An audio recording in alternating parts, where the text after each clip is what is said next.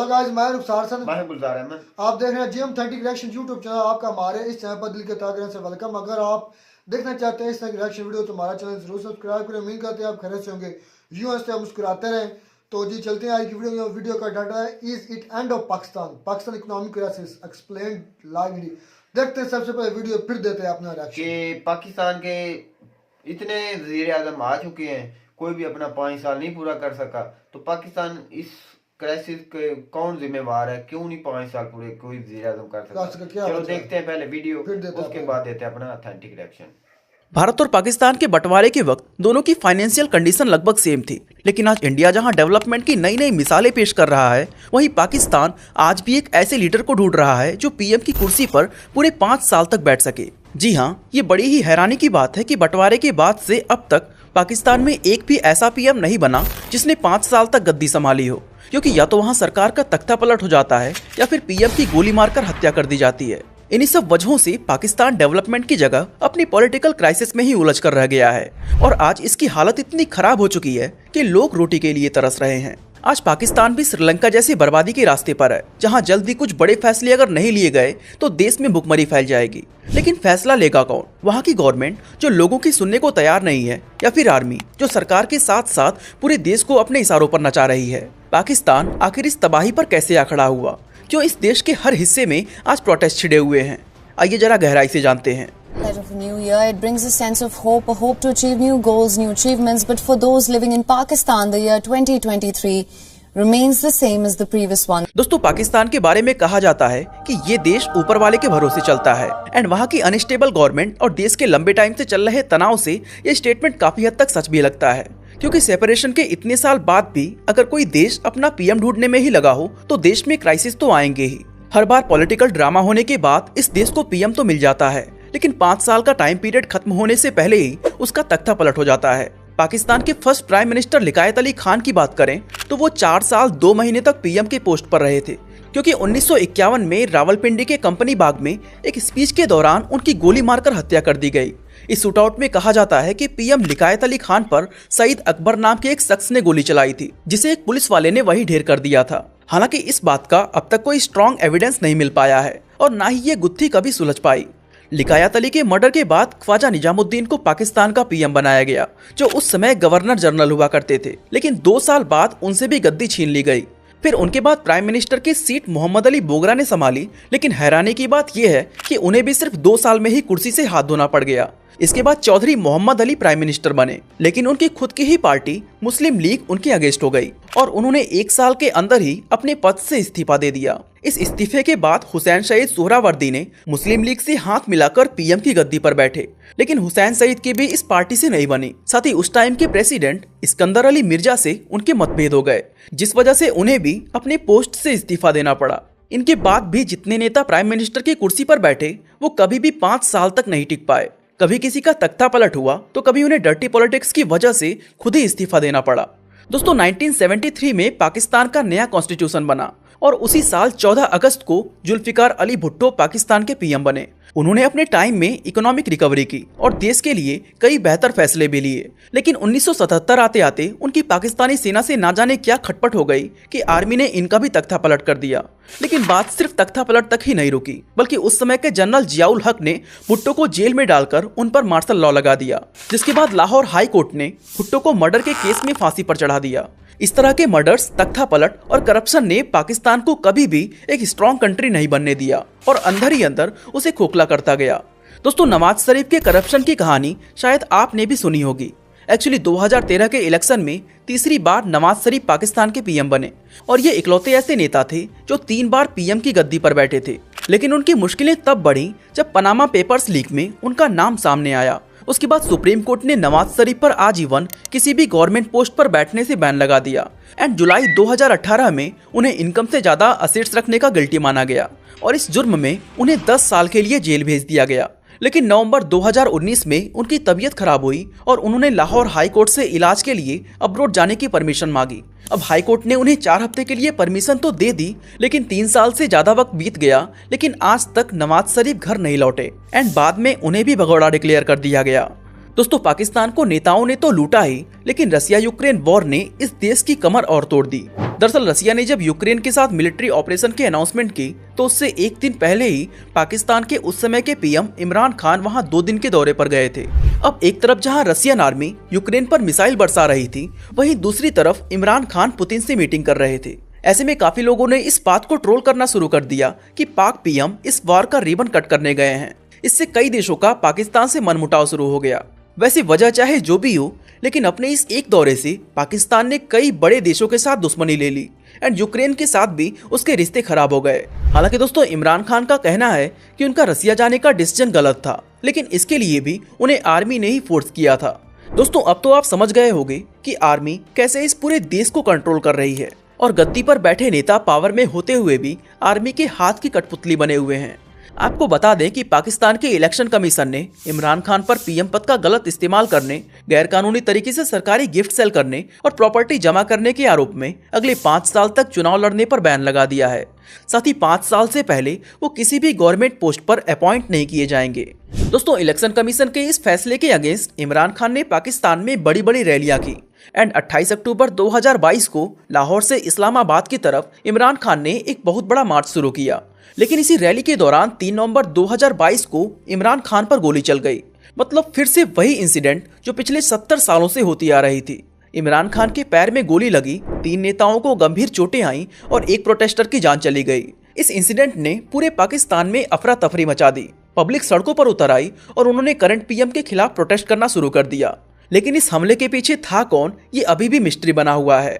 दोस्तों आज पाकिस्तान में इससे भी बड़ा चैलेंज है पाकिस्तान का बढ़ता हुआ इन्फ्लेशन रेट। जी हाँ दोस्तों, पाकिस्तान में बढ़ते सियासी वॉर के बीच महंगाई ने भी पाकिस्तान की कमर तोड़ दी है।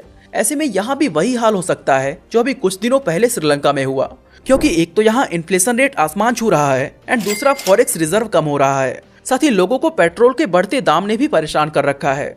दोस्तों बाकी देशों की तरह पाकिस्तान भी पेट्रोल पर सब्सिडी देता था, जिसके लिए उसे हर साल एक बहुत बड़े लॉस से गुजरना पड़ता था। इन लॉसेस को कम करने के लिए उसने ऑयल सब्सिडी को कट डाउन करना शुरू कर दिया, जिसका असर ये हुआ कि अचानक से पेट्रोल के प्राइस में उछाल आ गया। एक तो पहले ही रसिया यूक्रेन वॉर ने ऑयल के दाम में आग लगा रखा था, जिससे सिर्फ 10 महीने के अंदर ऑयल का प्राइस 38% तक बढ़ गया। लेकिन जब पाकिस्तानी गवर्नमेंट ने सब्सिडी कट की तो सिर्फ 2 महीने के अंदर पेट्रोल का प्राइस 57% और बढ़ गया। वहीं पेट्रोल के साथ साथ रोजमर्रा में यूज होने वाली चीजें जैसे 1 लीटर दूध की कीमत 150 रुपए, चीनी 100 रुपए किलो, अंडे 141 रुपए डजन एंड टमाटर 80 रुपए किलो तक पहुंच गया है। दोस्तों इससे आप अंदाजा लगा सकते हैं कि वहां के लोगों पर महंगाई का क्या असर पड़ रहा होगा।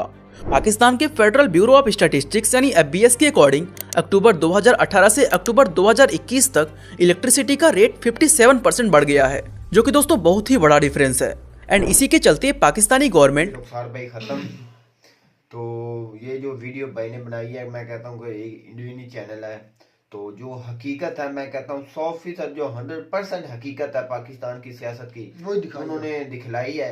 और मुझे यही साबित होता है कि कोई ना कोई अनासर है जो पाकिस्तान की इकॉनमी और पाकिस्तान की ग्रोथ को रोक रहा है। तो इसमें तो मुझे सारा नजर जो आ रहा है कि जब पाकिस्तान आगे की तरफ बढ़ना चाहता है उस वक्त कोई ना कोई लीडर जो 5 साल तक पूरे नहीं कर सका, मैं कहता हूँ ये पाक फौज का बहुत बड़ा हाथ है इसमें कि पाक फौज ही नहीं बढ़ने देती। कि आप भुट्टो साहब आए थे, मैं कहता हूँ पब्लिक जो सबसे जो उस वक्त से अच्छे लीडर माने जाते थे ना, वो भुट्टो असल में ये उसको भी उन्होंने ऐसे केस में कर दिया जो वो मुलव्वस था कि नहीं था। उसको सिर्फ एक उस पर इल्जाम लगाया गया, इल्जाम लगा के उसको फांसी चढ़ा। और पाकिस्तान की हिस्ट्री में ये बहुत ऐसा केस है जिसमें सबूत भी नहीं थे, ऐसे ही बस एक इल्जाम तराशी थी, उस पर उनको सजा फांसी सुना दी। असल में यह कहानी होती है तब शुरू जब पाकिस्तान 1947 से अलग होता है इंडिया से, और उस वक्त के हमारे जो गवर्नर जनरल कायदे आजम थे वो एक विजिट पर गए थे। तो उनको पता चला, उनको किसने बताया कि आपकी आर्मी जो है ना वो मतलब कि थोड़ी बहुत इन्वॉल्वमेंट कर रही है इस शुरू से, जब से पाकिस्तान बना। तो कायदे आजम को पता चला कि ये फलां बंदा उस वक्त थे अयूब खान, तो उनके बारे में थोड़े उनको शवाद मिले। तो उन्होंने कहा कि इसको यहाँ से कहीं क्वेटा या कहीं दूर दराज इलाकों में शिफ्ट कर दो या इसको बिल्कुल इसको बर्खास्त कर दें। तो जब कायदे आज़म एक विजिट पर गया जो करीबी कोई इलाका था, फैसलाबाद या कोई शहर, डेवलपिंग शहर था, तो वही मेजर, उसको मेजर था या जनरल जो भी था, वो अयूब खान उस वक्त उस ड्यूटी पर था। तो जब कायदे आज़म की नज़र पड़ी, ये मैंने वाक़या खुद पढ़ा कि जब कायदे आज़म की नज़र पड़ी तो कायदे आज़म ने कहा कि ये अभी इधर मौजूद है।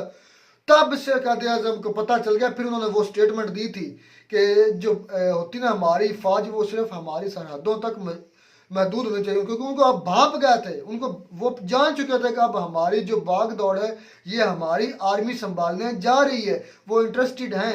हालांकि उनका सिर्फ इतना रोल है कि वो एक 22वां ग्रेड जो हमारे जो होता है ना, 4 स्टार मेजर या जनरल जो होता है, वो हमारे जो चीफ मिनिस्टर है उसके अंडर काम करने वाला एक 22 ग्रेड का ऑफिसर होता है। मैं भाई गुजार हमारे सिर्फ फौज का भी नहीं अमल देखा, सबसे ज्यादा हमारी अच्छा अपनी नुसार भाई, मैं हमारे ये पॉलिटिशियन ने उनको मौका अच्छा, दिया है। अच्छा मैं ये बात करता हूँ कि आज तक जब भी कोई आगे बढ़ने जा रहा है उस वक्त हमें रोका गया, उस वक्त मार्शल लॉ लगाया गया। बिल्कुल।